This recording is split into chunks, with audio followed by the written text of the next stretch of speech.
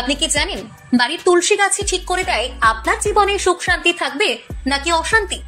আমাদের মধ্যে অনেকেই ভাবি তুলসী মানে তো একটাই গাছ, কিন্তু সেটাই সবচেয়ে বড় ভুল।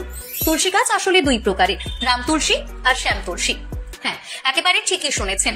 এই দুই নাম এসেছে ভগবান বিষ্ণুর দুই অবতার শ্রীরাম এবং শ্রীকৃষ্ণের নাম থেকে। কিভাবে চিনবেন কোনটা রাম আর কোনটা শ্যাম তুলসী?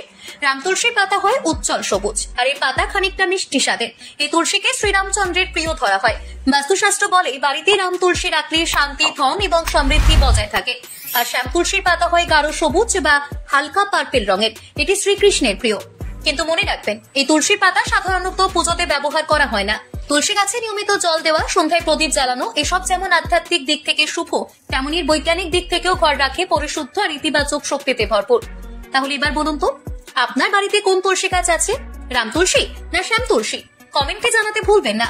দেখি কার বাড়িতে কোন দেবতার প্রিয় তুলসী আছে।